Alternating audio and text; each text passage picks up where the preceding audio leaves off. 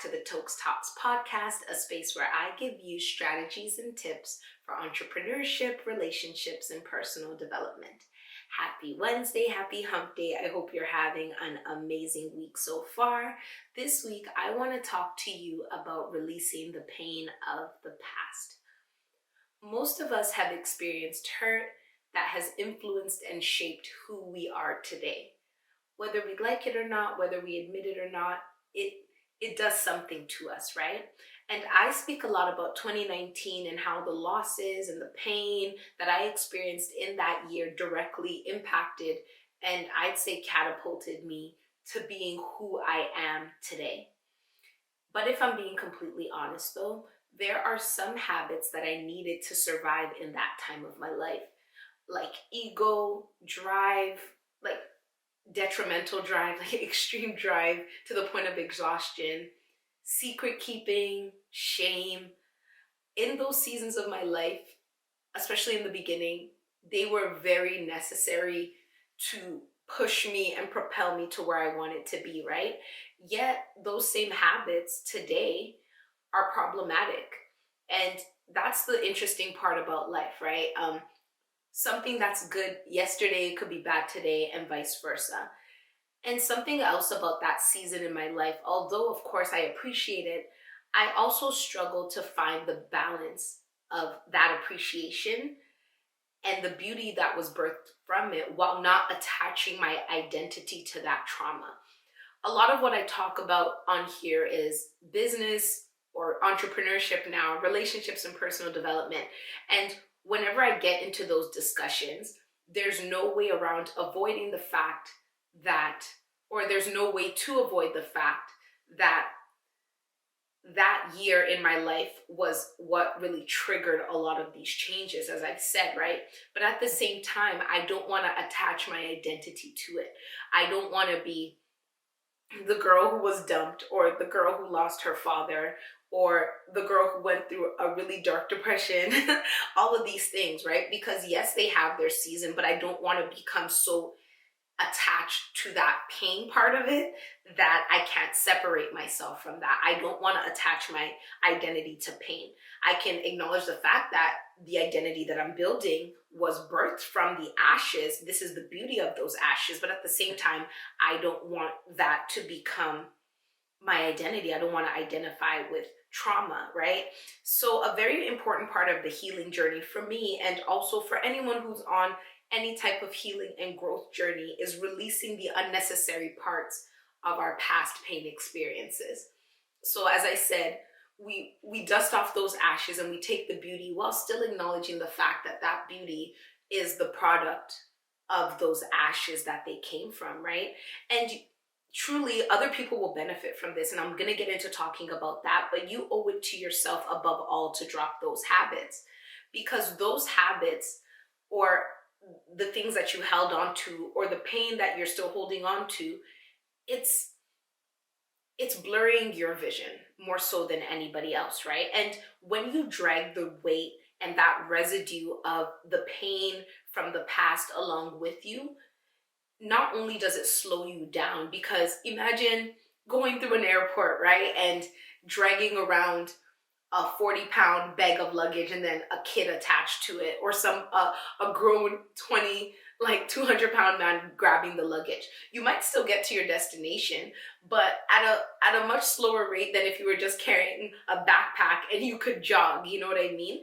And a lot of that pain that we hold on to past its purpose, that we don't release while we take the lessons and just leave that behind, kind of works in that way. Like, it's holding on to our ankles and it's weighing us down and slowing us down. Doesn't mean we won't get to where we're going, but it leaves that residue, and that residue that it leaves, it sticks to things. And that pain, it sticks to new experiences, and it causes us to think that some things that happen to us are too good to be true. And that's that residue, right? I've had experiences where I've met amazing people and they have given me absolutely no reason to doubt them. But just looking at them, I get triggered to, oh, well, the person who I was dating before used to be a nice person until they turned into not so much a nice person. So I don't even give that person the opportunity to fail before I fail them in advance, you know? And that's what happens. Like, that pain sticks to things. Like, we can't just walk around and say we're holding that pain in.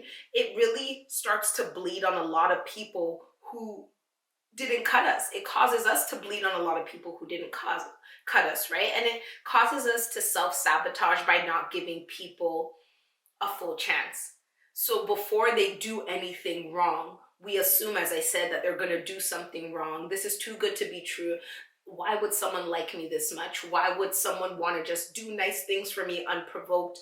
What did I do to deserve this? Or I don't feel like I've ever done anything to deserve this. And I don't trust people who just unprovoked do kind things. So therefore, I'm going to walk away because the ball is about to drop, the shoe is about to drop, and I'm going to get out before it hits the ground, right?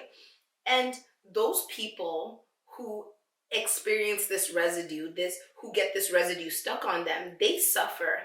And not only do they suffer, but we also suffer because we're not allowing ourselves to fully experience people. And at the same time, we're blocking ourselves off from being fully experienced. So it's not just they're suffering and we're okay. We're also not okay, because if you constantly keep one foot out the door, it's impossible for you to ever see what's fully going on inside the room. Let me repeat that one more time for people in the back because it was good. If you constantly keep one foot outside of the door, you will never get to fully experience the greatness that is going on inside of the room. So you are suffering yourself as well, right? And it's annoying because when we don't let go of the past, what happens is that we continue to allow the ghost of somebody who no longer exists in our lives to haunt the situations that are happening in our lives. And I can't let my enemies win twice. I really cannot let my enemies win twice. If somebody's caused you pain in a moment where you experience them, and then now you no longer experience them, and they're still haunting you and causing you pain in the future, that's not fair. They don't get to win like that. They don't deserve to win like that over you. You're too good of a person to allow somebody who you've separated yourself from to still linger and influence you and impact the parts of your life where they don't even hold a right. They don't deserve to hold a candle to, right? And they've taken enough from you already. You've healed, you've moved past it. You shouldn't give them power anymore over you. And that's why you need to release that pain.